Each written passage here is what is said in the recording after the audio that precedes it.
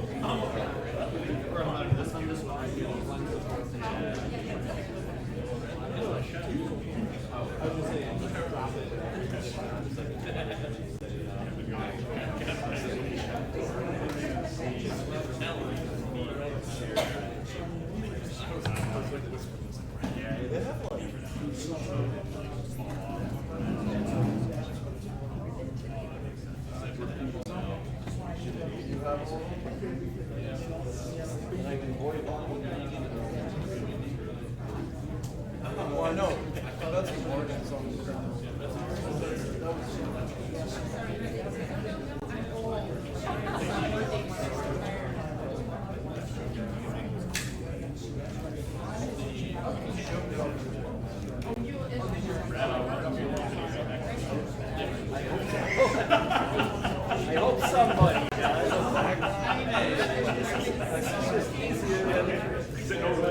Yeah.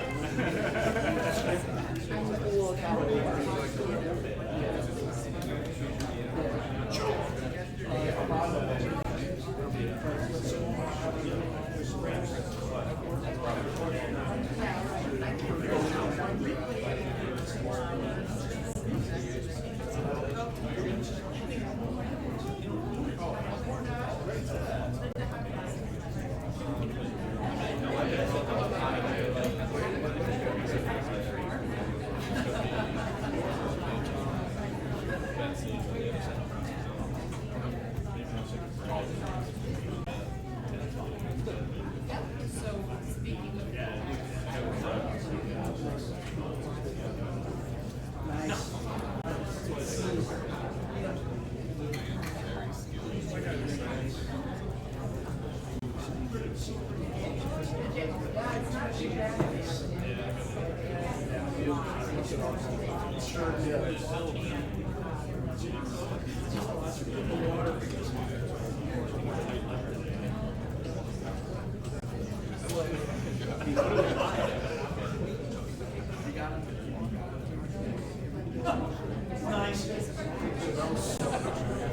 all just awkward.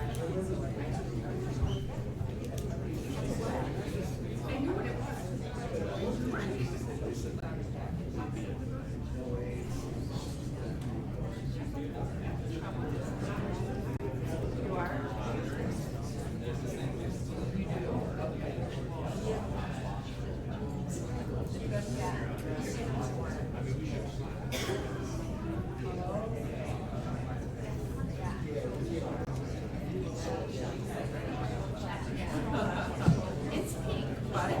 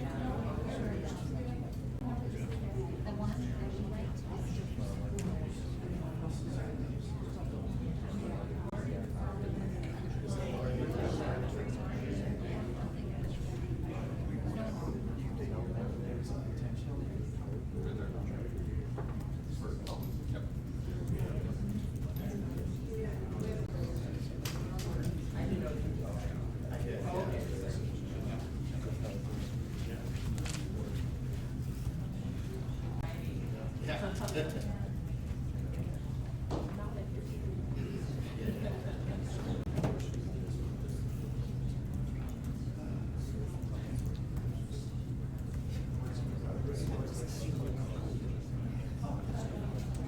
be here 40 years, he's here 42 years. We have 83 years here. I can't hear you. I'll be 70 years old.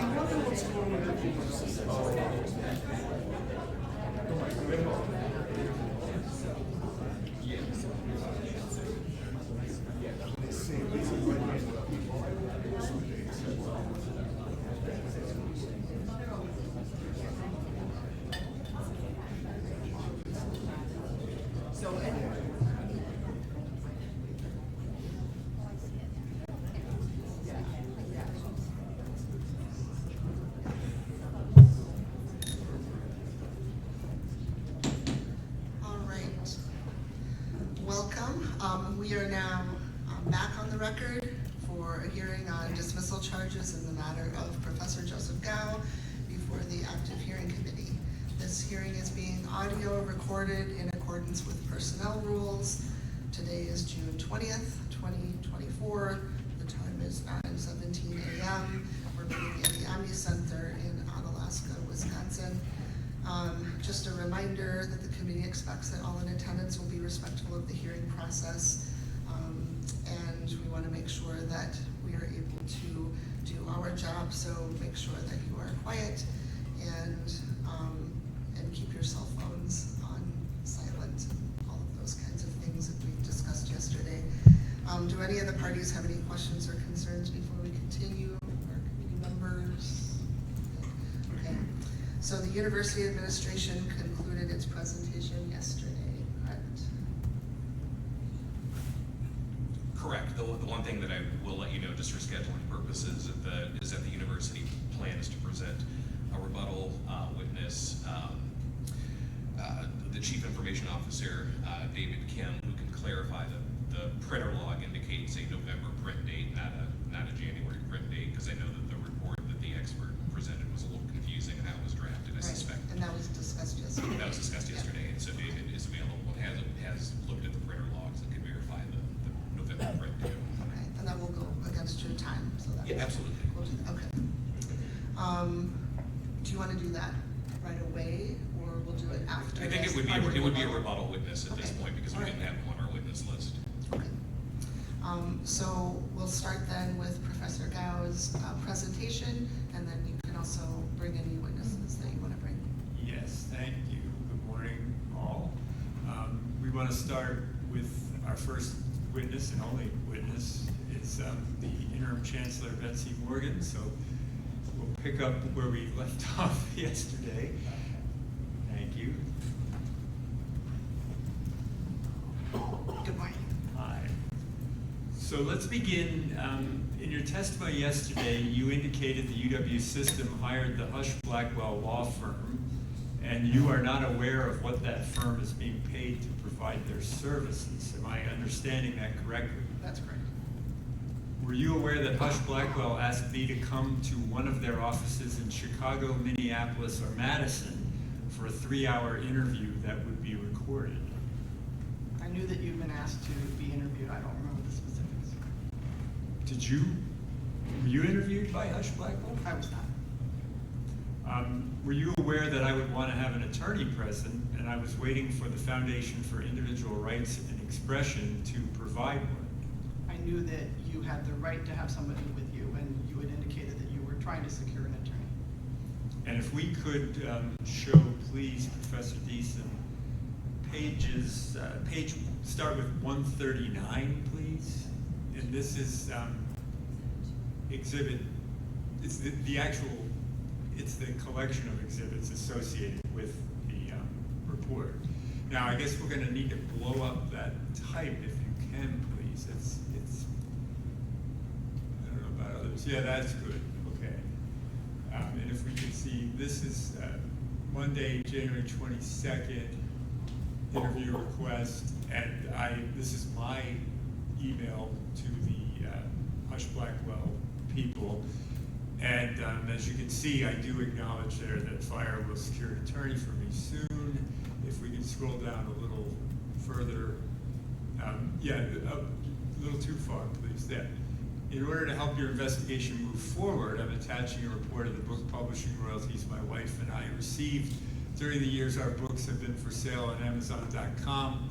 As you'll see, there was never a year in which we received over $1,000, the threshold for reporting on my annual statements of economic interest, and therefore, I didn't need to report on it, and so on. And then I asked for a written transcript of the virtual meeting that we had on December 20th with the UW System Deputy Human Resources Director Kelly Cook, UW System Deputy General Counsel Jennifer Sloan-Lattis, to make sure that what I had told them in that meeting, that I wasn't making any mistakes and so on. And so you can see this email. I don't know whether it was shared with you at the time. I'm sorry, I don't recall, but I knew that you were trying to secure an attorney. Yes. Okay. And if, Professor Deason, you could please scroll up.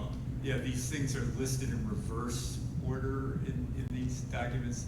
And so this is the email from the Hush Blackwell people. We acknowledge receipt of the book, and we have been informed. No written transcript of the meeting. We'd like to schedule the interview and so on. And then if we can scroll up further. Thank you, Haley and Ann. Those are the lawyers for acknowledging receipt. I hope you find it useful. Because there's no transcript of the meeting, I'll be grateful if you please provide a copy of the recording of the meeting. And scroll up further. We don't have it. Reach out to the Office of General Counsel. Please scroll again. Thanks. Until I secure an attorney, I'll be corresponding directly about this UWS Chapter 4 process solely with UW-La Chancellor Betsy Morgan, and that was on Monday the 29th. And I did send you an email to that effect. So you can appreciate I was in dialogue with the investigators, was trying to cooperate with them, but I had not yet gotten an attorney from fire and was waiting to do that.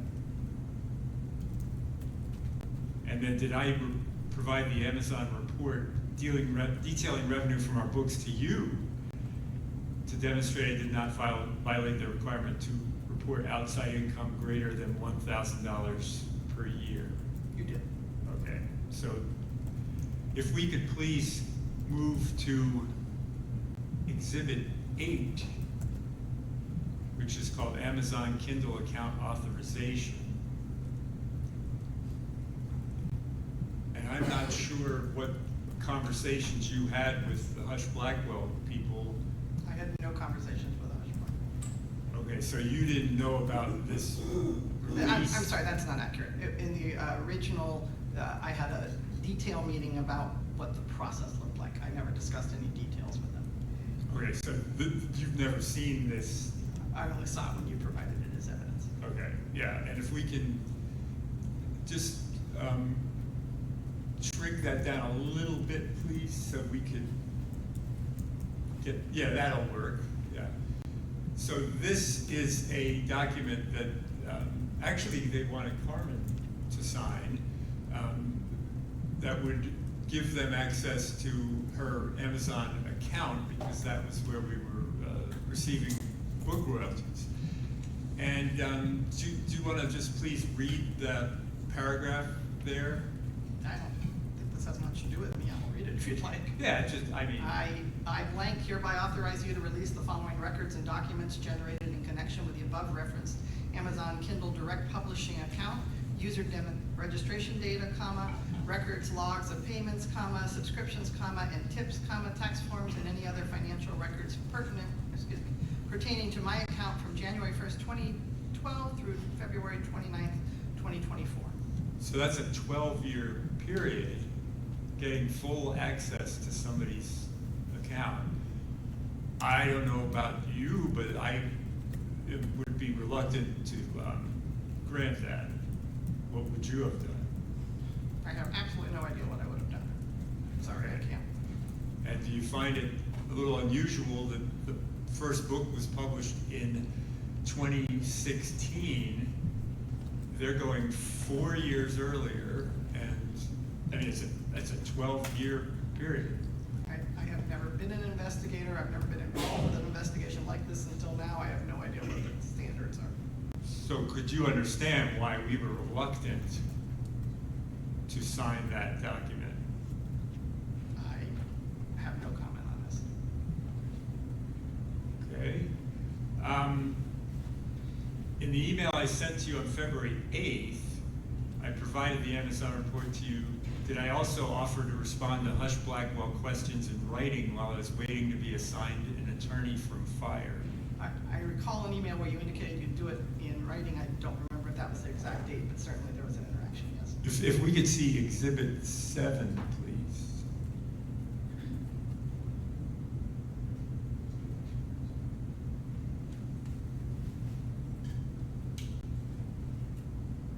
Okay, so February 8th, yes.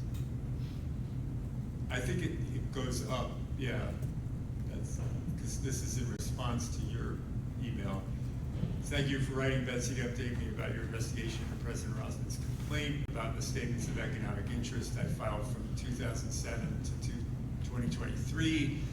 And I give you the report, and then I regret that you do not have the patience to wait until I have secured legal representation before concluding your investigation. I would very much like to participate in it.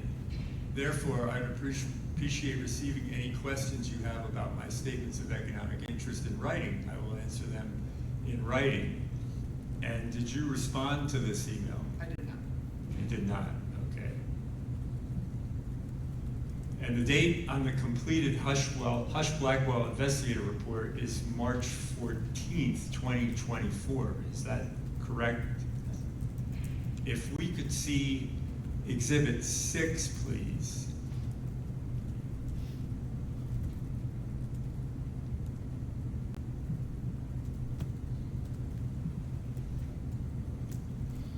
And that one's an email following up from fire, and the date on that is Wednesday, March 20th. So that would be 6 days after Hush-Blackwell made their report, correct? Would you tell me the date was for the hush? Yeah, March The 14th, yeah. And as we'll see here, this is from Anne-Marie Tamburo, and she's the person who was my contact at Fire. Hi, Joe, thank you so much for your patience in waiting for me to get back to you. I've exhausted all the different avenues at my disposal to find you an attorney and have unfortunately come up short. I'm really sorry I wasn't able to find someone, but if in the meantime any other attorneys have approached you with an interest in representation, or if you have anyone in mind with experience in this area, I am more than willing to entertain suggestions. Additionally, my offer of a fire advocacy letter stands. If that's something you are still interested in, I'm there. Or if there are any updated deadlines I should be aware of, please let me know and I can take those into account. Again, I really thank you for your patience and apologize for the frustration this has caused. I hope to hear from you soon. You wouldn't have seen this email, but surely I have been saying all along I was waiting to get an attorney from Fire.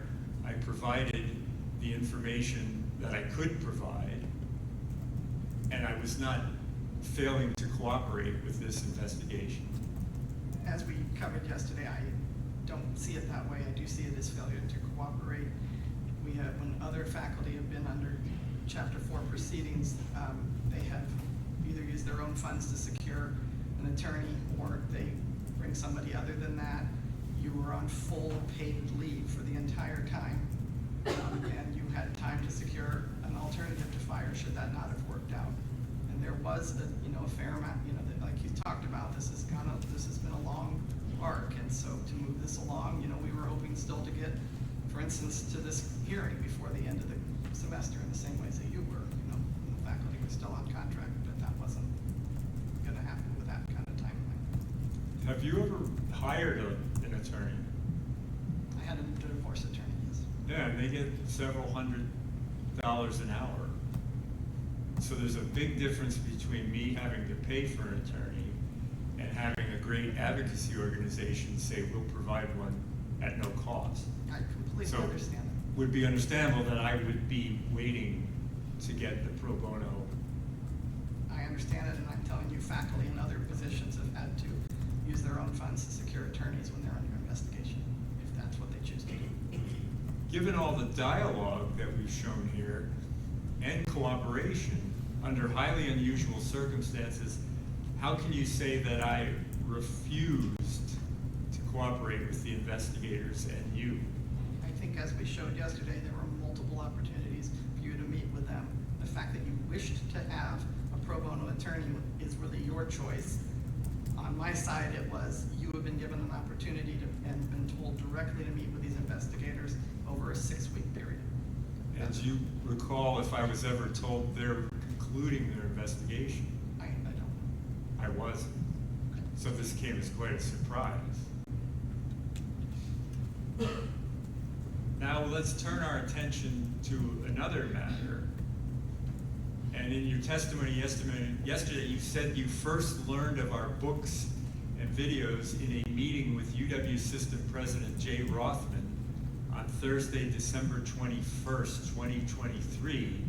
Now that was 6 days before the Board of Regents fired me as chancellor, and President Rothman simultaneously filed his complaint to have me fired from my tenured faculty position as well. Am I understanding that correctly? Not exactly. When I spoke to President Rothman, what he told me is there was going to be a personnel meeting regarding you with the regents. He said it had to do with adult content. There was no detail that I recall. And that all he needed to know was if they needed an interim chancellor, would I be willing to serve? That was the extent of the conversation. So I did not learn any details about the content until after the regents meeting. But was that just a phone call from the president? Or? Correct. Phone call. Okay, so there was no other meeting with him or anybody else from UW System? No other meeting. It was a phone call to see if I was willing to serve, should there be a need. So you were, I just want to make sure I understand. You received a phone call from the president of the system. He said, we have an issue with the chancellor. Yes. Can you serve as interim chancellor If needed. if needed? And the rest of it, None of the detail. you didn't know any of the detail? No. So when did you first learn the detail? I think when the rest of the nation found out. So that would be like The 28th, I think. 28th, 27th of December? Yeah. Okay. I just want to make sure I have that clear. So there was no meeting to talk about, what are we going to do about this? No. Okay, let's go to Exhibit 5, please. And that's called Responsive Records Redacted. And if you can get to page 29, please. And this, I don't know whether we're going to need, yeah, it's over on the side. And this is information that was obtained through a Freedom of Information Act request. And we have some text messaging there. And we see that it's Friday, December 22nd. If Professor Deason, if you could just, start there. Thank you very much. Friday, December 22nd at 4:04 p.m. So this would have been the day after your phone call. And this is your texting. Oh, absolutely. It was that I got a call from Quinn Williams at the general counsel office saying that they needed to secure your all of your computers, and I connected him with Alan Hill. So when you earlier said you didn't have any other meetings with anybody from system, that you forgot this, or? Oh, well, I'm sorry, I didn't consider this a meeting. About the content of your dismissal, they needed me to help arrange for it to get the materials. I didn't consider it. I'm sorry. So the Quinn Williams, the general counsel of UW System. Correct. How did he communicate with you? He called me. He called you. And what did he tell you in the He phone said call? we need to secure the computers from Joe's office and potentially from their home. And I said, how do we do that kind of thing? And he says, traditionally, my memory is that he said, I asked, how do we do this? And because I was at home, I wasn't in the campus at all after that date. And he said, well, traditionally, it'd be helpful to have the police chief. And I texted Alan to make sure he was around and connected the two. Had nothing to do with it after that. So he said we need to get the computers not only from my office, but from my home? That's, my memory is, he just said your computers, Joe, that's what I remember. And so I knew that Alan was gonna be involved in the materials from your office, and I know, I think at the time, there was some conversation about whether or not you were physically in town, but I don't remember anything beyond that. Well, let's see what the text reveal.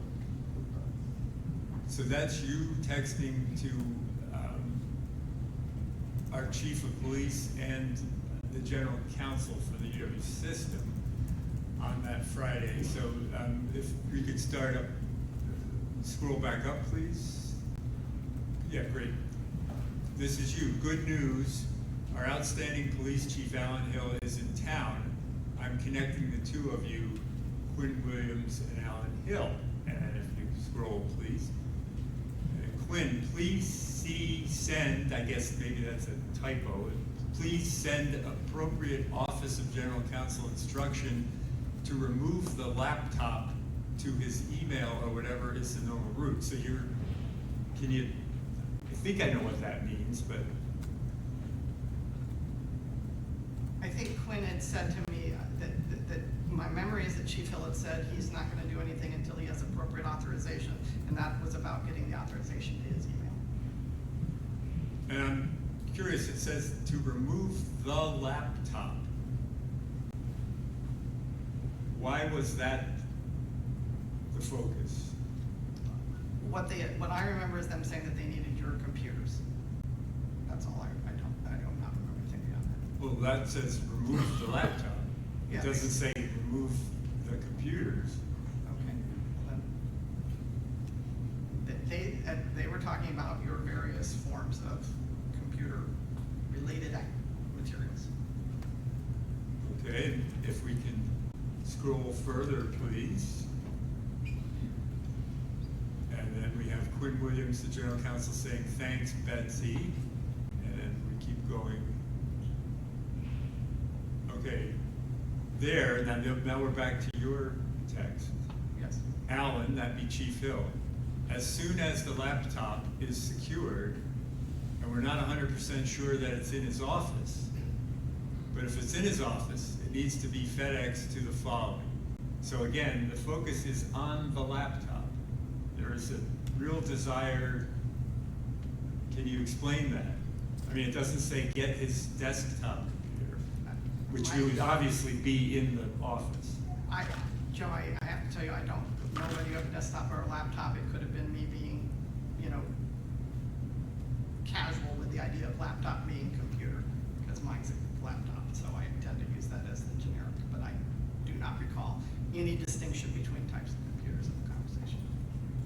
Okay, and let's continue on the chain, please.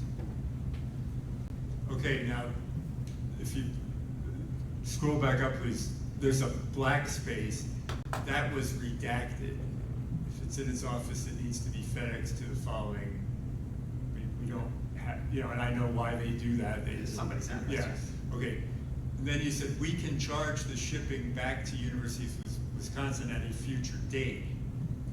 So this is clearly a UW system operation. This is not UW-La. My memory was that it shouldn't be Chief Hill who had to pay for FedEx, and then we needed to be able to repay him for FedEx on what I think was getting close to a weekend, and so we talked about, I don't remember a distinct conversation about it, but clearly it must have been that we would make sure it got paid for, and it sounds like I must have asked Quinn who would pay for it, and he must have said University of Wisconsin. Scroll, please. No worries. And there we have the actual FedEx receipt, and I think Chief Hill, being a very good, thorough police officer, did take material to FedEx and got it out. And as you'll see there, recipient address, what does that say? It's Quinn Williams' address. And then what is the address? You want me to read it out loud? If you would, please. I'd like to object to that. That's a piece of information that should have been redacted from this. I'm sure it was overlooked because we shouldn't be reading out the general counsel's personal, home address in a public hearing. Okay, yeah, it's his home address, thank you. Yeah. Okay, we can move on then. Scheduled delivery date 12/26.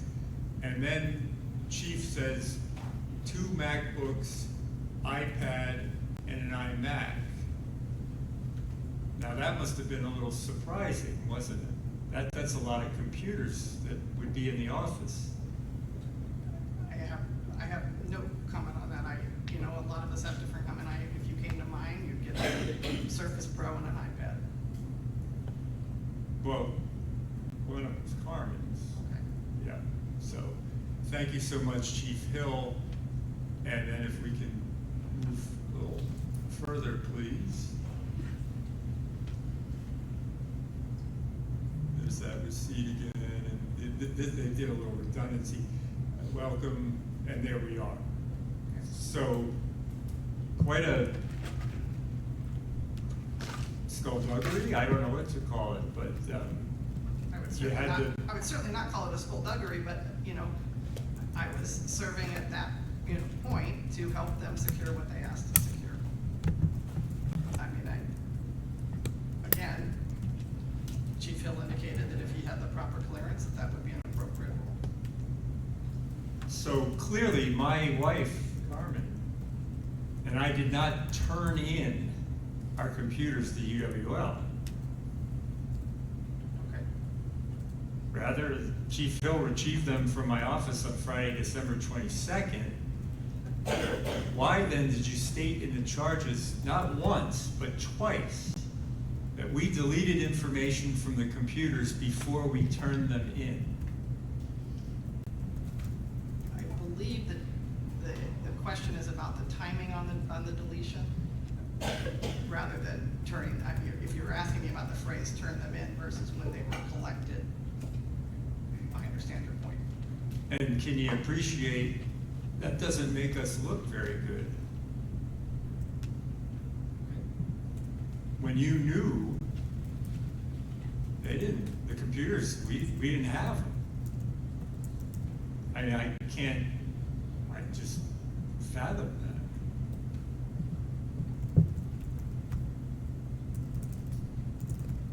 Do you know, is there any evidence that we deleted information?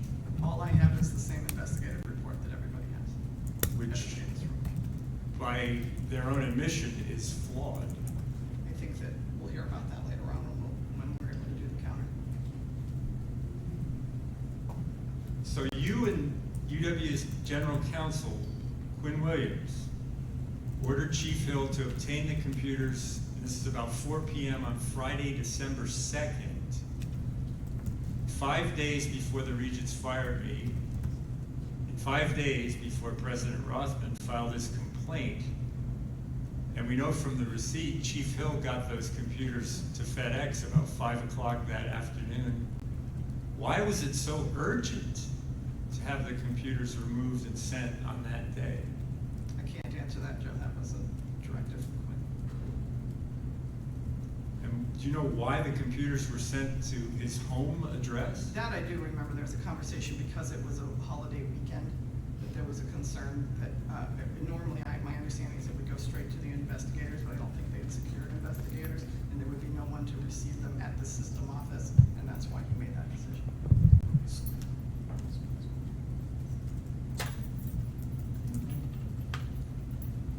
So do you know who was going to do, I mean, the FTI, we heard that consultant, he worked with forensic images. Who was doing the forensic images? I don't know. So you haven't read any of the report? It says in the report. It says a lot in the report, but, you know, my understanding was that system had secured an investigative team, and that was going to involve, Bush Blackwell was going to coordinate the entire thing. And I know that there was some conversation about not having our own IT people, you know, except to help facilitate, that we were all helping to facilitate. So if we could go to page 27, which will be up above the text exchange.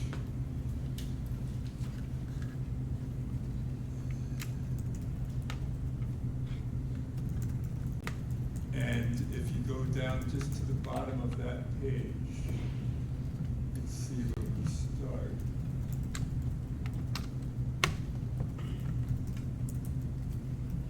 Yeah, back up, please. Okay, just that, yeah, thanks. I know this is challenging to do in real time.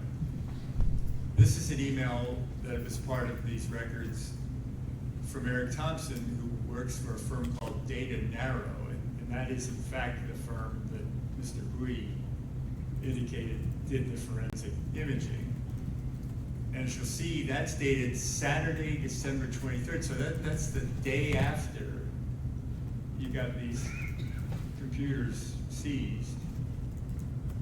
yes, please have them ship the devices to this address, and please provide the tracking information. So this firm had been retained. It seems a little unusual, doesn't it, that the computers went to the home of the general counsel rather than the firm? I just can't speak to it. I had nothing to do with those details. Okay, and then if we, I don't want to spend a lot of time on this, but just if you scroll up one more, please. And that fills it in. Should arrive tomorrow. Now this is Wednesday, December 27th, after the holidays. But I guess I keep coming back to, what was the urgency here? I mean, this was moved at lightning speed, and people were doing things before they even knew what was going to happen. Joe, I just can't speak to it. It wasn't, my job was to help system legal to get what they needed. That was my job. I can't speak to what So their thought you were process just was. doing your job, and yeah. At that point, that's what I was doing. And as you can see, the subject there is RUSH, Forensic Image Collection. What was the urgency? You don't know, do you? I could only conjecture, and I don't think that's appropriate. Do you think it's possible that the UW system leadership and attorneys were hoping to find damning evidence to enable the Board of Regents to fire me completely on December 27th without needing to go through any of this Chapter 4 process? I have no idea, but I don't believe that they can do that. My understanding of Chapter 4 is that if we're dismissing a tenured faculty, this is the process we use. But I am not a scholar on this. That's all I have for the witness.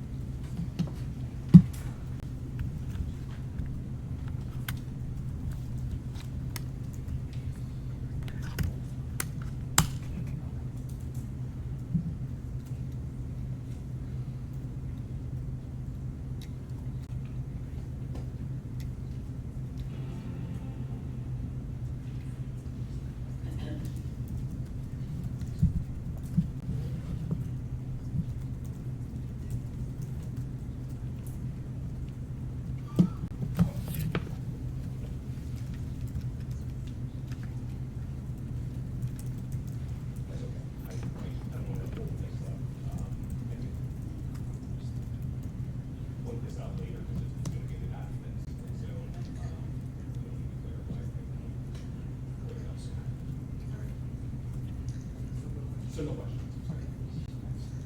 Right, so, I was looking to see if they had questions. do you guys I'm have happy to any finish. questions for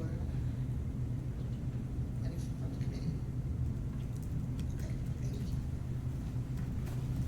Do you have other things to present? I think we're ready. I mean, I guess if there's this interest in revisiting the FTI report, certainly then we'll see whether we have questions on that. I think that's fair. So if you wanted to bring the witness about the report, is that possible? Yeah, it's not David, it's not the draft. Right, report, it's yeah. clarifying the. To clarify that. I don't. It's only to clarify the printer log issue, but I don't think procedurally it would be appropriate to, bring up David at this point because he's technically a rebuttal witness, and so that evidence will be introduced solely for the purpose of establishing that date. We're not opening up a whole new line of, computer questioning. He was not a primary witness. So it will literally be a question of, does a computer log demonstrate that the printing occurred on this date? And that will be the only question, and any sort of cross should be limited, Right. simply to perhaps how you got that document, et cetera, but not meandering Right, unrelated issues. So, right, so I want to confirm, so you're done presenting your case, and that was your witness, okay? So we're gonna enter the rebuttal phase by the university's side, and part of that rebuttal will be bringing then, this person to clarify that. You'll have an opportunity to question, to cross-examine that witness, but only focused on the information that he brings to clarify that. And then if you have any other rebuttal, you can do that, and then we'll end with closing. Thank you. I'd like to call David Kim.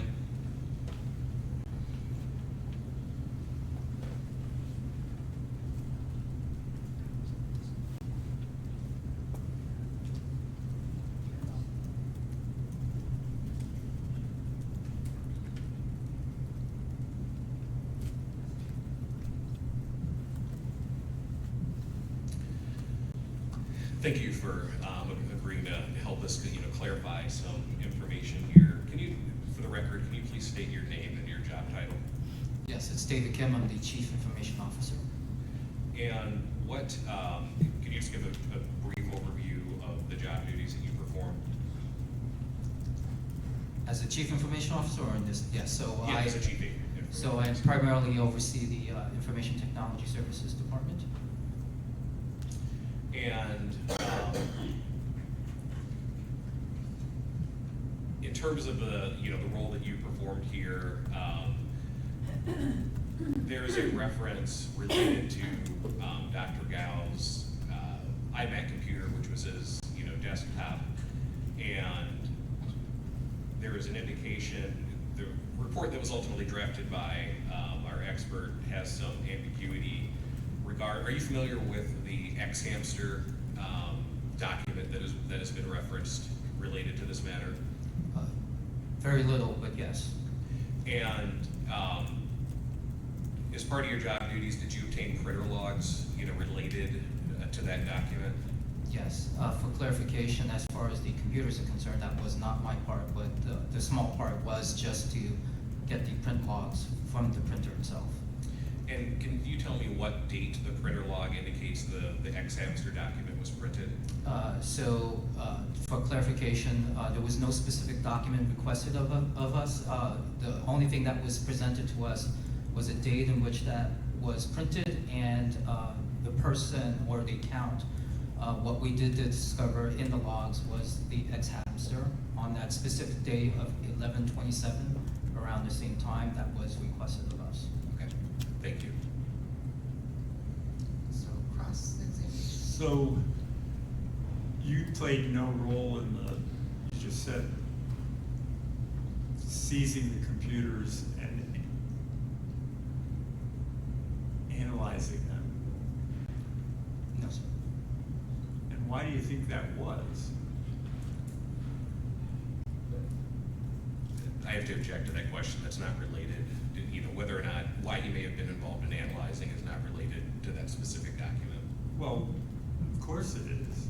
He's involved in it now. Why couldn't he be involved in it then? That's an argument you're making towards what appears to be a conspiracy, theory around alleged improper handling, potential improper handling of computers, and that's not directly related to this document. Oh, okay. Well, Thank you. Yeah, we'll for the cross, we do want to just ask about this specific, really small thing. I don't want to be a conspiracy person, so yeah. Thanks. Thank you. Okay, thank you. Okay, so you have some other time left. Do you have any other? You mean we're done? Okay. So each side now will have 10 minutes for closing, so. Oh, we're not done. Can we take a 5-minute break we or 5 to 10 minute break absolutely. before? Let's do that. I don't even need that, but yeah, we can do a 10-minute recess for people to prepare those. So let's do 10:10. We'll reconvene. Thank you.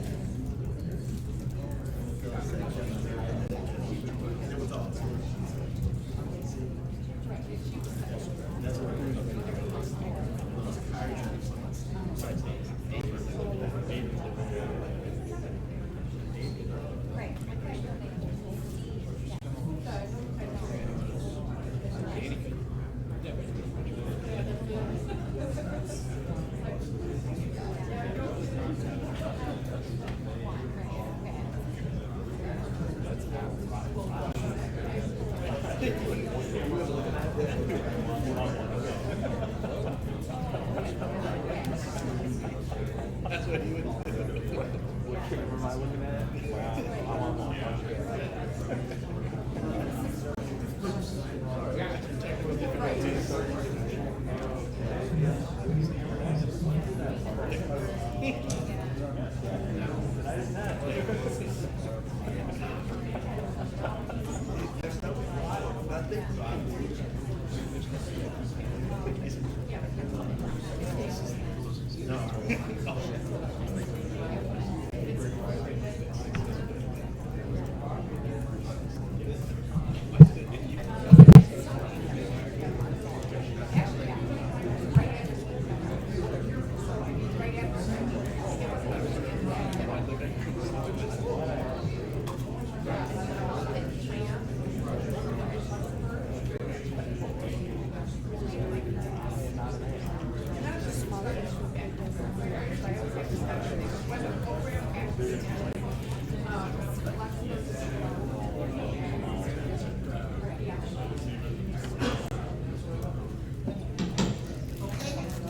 so we're gonna do the closing argument segment of the hearing, and we'll start with up to 10 minutes for the university side. Thank you. Good morning, Chair Galbraith and members of the Active Hearing Committee. I would like to start by thanking all of you for being here and engaging in this process, particularly during the summer when you're off contract. I know that providing service of this nature is not an easy undertaking, and the work that you are contributing is greatly appreciated. Under Safransky versus Personnel Board, just cause exists when a tenured governmental employee's conduct can reasonably said to have a tendency to impair the employee's performance of duties of the employee's position or the efficiency of the group with which the employee works, or is so substantial, oft repeated, flagrant, or serious that the employee's retention in service will undermine the public confidence in the employer's service. The university has provided evidence that establishes a just cause to terminate Dr. Gow's employment. Dr. Gow has violated university policy and has undermined the trust the university once had in him. More troubling is that he just doesn't seem to get it. I will not exhaustively restate all of the evidence that has been presented here today, in the last 2 days really, but I will cover some highlights. There's no question that Dr. Gow engaged in insubordination. He received multiple clear directives from Dr. Morgan to cooperate with investigators and with the investigative process, and failed to do so. His refusals have harmed this process. Making a decision to terminate anyone is a very serious undertaking, and the institution, the employee, and the committee should have the best available information. We do not. At times during this proceeding, Dr. Gow has repeatedly uses phrases along the lines of, "Would it surprise you to know?" before making a particular assertion. Had Dr. Gow cooperated with the investigation, there would be no need for surprises here. It is reasonable for the committee to infer that Dr. Gow refused to participate in the investigation because doing so would not benefit him. Interviews with investigators would establish a record, and he would be locked into statements, making it much more difficult to introduce new surprises here. In addition, he was paid approximately $50,000 for the spring semester and failed to perform his only assignment. The fact that he is a tenured faculty member should not excuse this conduct. Credible evidence supports the conclusion that Dr. Gow violated the university's acceptable computer use policy. Login credentials for pornographic websites were recovered from the laptop computers, and the ex-hamster form was found on the desktop. November of 2023 is in alignment with the period in which Dr. Gow was making his adult content more publicly accessible, so that is also aligned with the facts here. Dr. Gow did not maintain a complete separation between his hobby and his workplace. It is unfortunate that Dr. Gow has advanced a conspiracy theory to try to distract from the report's findings, particularly given his prior role as chancellor. That is a very serious allegation, and no evidence has been introduced by him to support it. Moreover, had Dr. Gow participated in the investigation, the university would have been able to directly address the forensic findings and incorporate his responses into the report. Dr. Gow is engaged in a range of unethical and potentially illegal conduct. He had a business relationship with Ms. Hartley when he brought her to campus in 2018 and failed to disclose this information. He now asserts that monogamy with benefits and marriage with benefits are not really autobiographical, and statements such as "all events are described are true" are part of a nonfiction novel literary style, and that the words do not mean exactly what they explicitly say. However, he provided zero clarification regarding what liberties may have been taken, what is truthful in there, what is not truthful. Notwithstanding the modern critiques of the ethics surrounding so-called nonfiction novels, I have a few comments on this. It It would be reasonable for the committee to find that the statements in Dr. Gow's books are more credible than his statements here. As a practical matter, even if the nonfiction novel assertion were true, how would any member of the public know this? Books are still damaging the university's interests as a result of Dr. Gow's actions. Finally, I respectfully direct the committee to exhibit UWL-107E, which is a video copy of the interview that Dr. Gow participated in for the Sex Party webcast show. From approximately minute 4 through minute 6, Dr. Gow admits to illegal conduct that mirrors one of the encounters described in Monogamy with Benefits. So at least for that encounter, it would appear that was accurately related in the book, because there's certainly no warning given on that podcast that any liberties are being taken with facts. As I said yesterday, it is Dr. Gow's repeated poor judgment that has led to this point, and the concern has been amplified during this hearing. Dr. Morgan has filed charges against Dr. Gow because of inappropriate conduct that is damaging to the integrity of the university, insubordinate conduct, and the erosion of trust, conduct that overlaps during the time he was chancellor. We established that when Dr. Gow brought Nina Hartley to campus in 2018, a decision he was reprimanded for, he had a pre-existing business relationship with her. They filmed adult content together. This was not disclosed at the time and has only recently come to light. During this hearing, Dr. Gow clearly stated he does not believe that he had a business relationship with Ms. Hartley or any conflict of interest. By any reasonable measure, he is wrong. During questioning yesterday, Dr. Gow did not even admit that during the time he was chancellor that he routinely directed employees to perform various tasks. I'm not even sure how it would be possible to be chancellor and not delegate and assign people to do tasks. Dr. Gow sparred with Dan Shannon and was able to admit that his refusal to participate in the investigation was in any way inappropriate or insubordinate. Again, he was wrong and argued more about insubordination today. He went back and forth with Dr. Morgan, unable to seemingly even consider some of her perspectives stemming from her work as interim chancellor, cleaning up his mess. Through articles, Dr. Gow has clearly indicated that he would be open to discussing his hobby with students if he returns to the classroom, and he has also indicated that he has gained great media experience from being interviewed during this process, and that those experiences will be relevant to the classroom. I asked the committee to seriously consider whether Dr. Gow would listen to his department chair or provost if they directed him not to raise these topics in the classroom. He won't listen to Dr. Morgan when she's in her interim chancellor role. Why would he follow her directives once she is provost? Why would he listen to his department chair? Regardless of Dr. Gow's questionable recharacterization of the books accurately foreshadowed what would happen if his hobby became public. His conduct was premeditated. The university has been surprised during this hearing at the deflection from Dr. Gow on a variety of issues. Ray Cross's and select regents' reactions to the 2018 Nina Hartley matter is what made the matter worse, not Dr. Gow's conduct. His decision to publicize his hobby last fall isn't the issue, it's the way in which President Rothman and the Board of Regents terminated his chancellor position. During his opening statement, he chastised the university for submitting exhibits with explicit photos, even though those images came from Dr. Gow's public-facing loyal fans page. Even when his damaging comments have been directly quoted by the media rather than summarized, he has asserted that the media got it wrong, not him. Dr. Gow has expressed great concern about the amount of money that has gone towards investigating his inappropriate conduct, but has expressed zero concern over his own conduct, ignoring the fact that but for his conduct, the expenditure of any funds would have been completely unnecessary. Dr. Morgan provided ample testimony demonstrating what has only become more clear during this hearing. Dr. Gow just doesn't get it or is unable to acknowledge that his conduct has been harmful to this campus community and a distraction from its core mission. I will reiterate that Dr. Gow is an intelligent man, a former chancellor and currently a faculty member in the Communication Studies Department. However, it is time for his relationship with UW-La Crosse, his employment relationship at least, to come to an end and allow the campus to refocus on its core mission.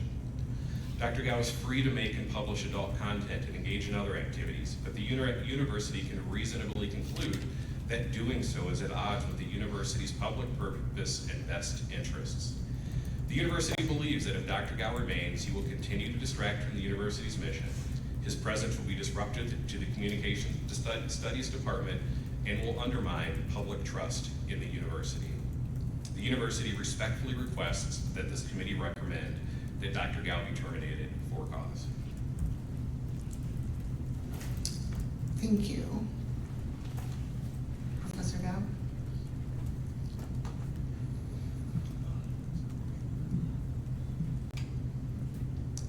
In my opening statement, I acknowledge that yes, my wife Carmen Wilson and I created a series of sexually explicit videos and books. We did so on our own time, using our own money. And as I've shown, we did not intend to profit from sharing those videos and books with other people. Most importantly, we certainly did not want to force anyone to read or view our books or videos. So I want to thank the prosecution in this case for not forcing anyone here to view any images they might find objectionable or offensive. I also want to remind everyone here that the Wisconsin state statute that guides this hearing, UWS Chapter 4, says a tenured faculty member has all the constitutional rights and privileges enjoyed by any other U.S. citizen and can only be dismissed for just cause. The statute further states that the burden of proof for establishing just cause is on the administration. As I've said, I hope you all agree that we're fortunate to live in a state and a country that affords us these protections. Now that the prosecution has presented its case, I think it's clear that they have not proved just cause. They've led us in several unrelated directions, but ultimately they have taken us nowhere. They've alleged Carmen and I caused reputational harm to UWL, but they have not proved it. In particular, Interim Chancellor Morgan has shared that wherever she goes, people approach her to share their concerns, that alumni have expressed their dismay, and some potential donors have indicated they will no longer support the university. We have no doubt these things have happened. However, at the same time, we have had just as many students, alumni, faculty, and staff tell us they find what the university is doing to us to be an egregious overreaction. My point is that the responses are not unanimous, but what is indisputable is that UW-La Crosse has not experienced substantive negative effects. As we've heard, enrollment is stable, the budget remains balanced, and donations continue to flow in. They've alleged, but not proved, insubordination. They've attempted to draw a parallel between my situation and a 2020 case involving a UW Stout faculty member fired for not wearing a mask. The UW Stout case occurred during the height of the COVID epidemic, and as we all remember, at that time, mask wearing was seen as a measure that was required to literally save lives. This was a faculty member that was going into a class saying, "I'm not going to wear a mask." Very different situation. And also, the UW Stout faculty member was on the tenure track. He had not yet earned tenure. The administration is also using their own subjective definition of what it means to participate in the investigation. As I have shown, as I waited to receive an attorney from the Foundation for Individual Rights and Expression, I provided to both the investigators and Interim Chancellor Morgan a thorough report of the Amazon book royalties my wife and I had received. I also offered to answer any of the investigators' questions in writing while I was waiting for a fire attorney.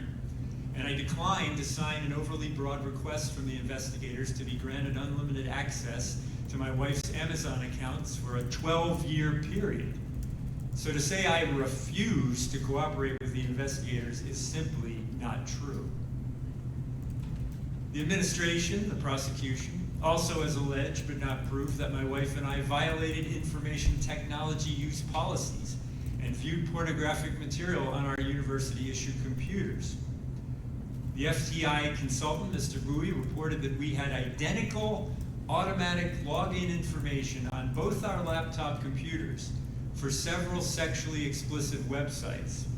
This is an extraordinary finding, as Carmen was issued her laptop in the fall of 2019 as a resource to use while working on behalf of the UWL Foundation, work that never materialized.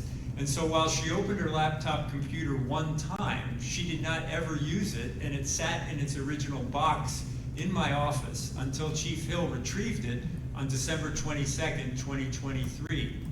We never created those login accounts, and while we cannot definitely prove that, the following statements are factual. The adult websites listed do not require an individual to create an account and log into that account to view adult content. accounts with login information are only required to post content. As noted in the evidentiary documentation, and during this hearing, we do not deny using our home personal computers, and I want to emphasize that, our home personal computers, to post material on Xhamster, Pornhub, Loyal Fans, and OnlyFans. But we never used UWL issued computers to visit or post anything on those 4 sites or any of the other 5 listed in the FTI report. So we would have no reason to create those accounts. We have no idea how those accounts became associated with our computers, but I can assure you we did not create them. The other evidence that we used university computers to visit pornographic sites is email in my spam folder. I hope you'll agree that no one should be penalized for junk mail, spam, they did not request. Again, the only evidence cited that we viewed adult content is circumstantial and suspect. The forensic experts found no browsing history of visits to sites containing pornographic material, and I want to remind you of that. There has never been any evidence that we visited sites containing pornographic material. I reiterate that one reason, the one that Occam's razor claims is most likely to be true, is that we simply never browsed adult content on our university computers. Ultimately, however, the most egregious assertion made against us is the claim that we deleted information from our computers prior to returning them to the university. An assertion listed not once, but twice in the charges lodged against me. As we have shown, this is an outright lie. We did not return our computers because they were taken from my office on Friday, December 22nd, under the direction of Universities of Wisconsin General Counsel Quinn Williams and UWL Interim Chancellor Betsy Morgan. Most importantly, we didn't delete any information from the computers before those computers were shipped to the home address of the General Counsel, launching a very unusual chain of custody for the devices. Now that you have learned the truth, we feel confident you will have no choice but to decline to participate in the administration's conspiracy to take away my tenure. After all, tenure is based on the quality of one's teaching, research, and service. This fruitless exercise has nothing to do with that, and likely will cause many people to raise the question, do universities of Wisconsin faculty, staff, and students have the right to engage in free speech in their personal lives, particularly on contemporary social media? I hope that you will vote in favor of that essential freedom rather than help to suppress it. Thank you so much for giving us the opportunity to defend ourselves and present our case.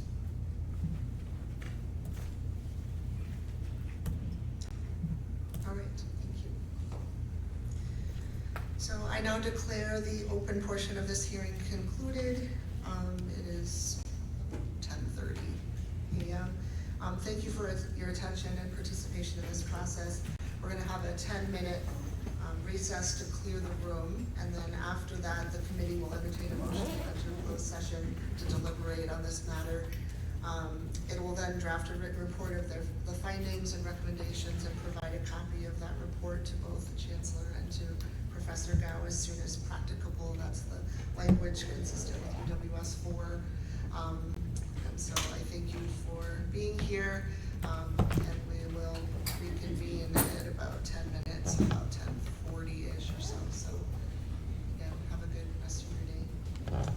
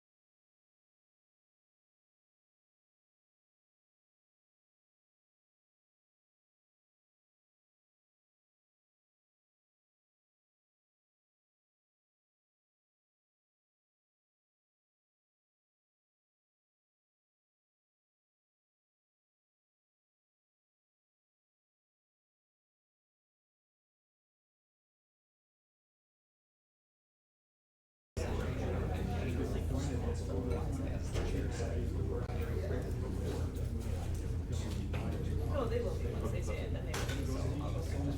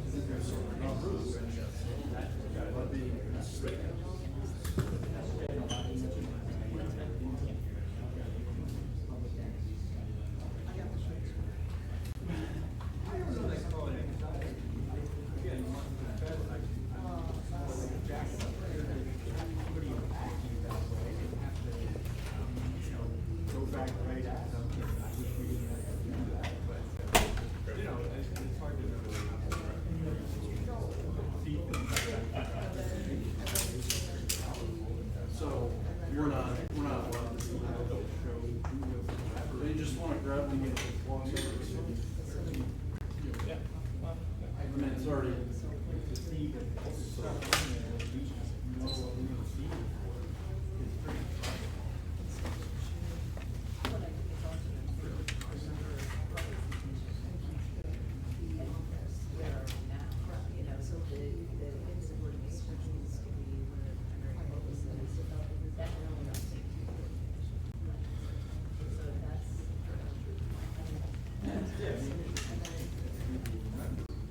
Did I fail to disclose my book royalties on the appropriate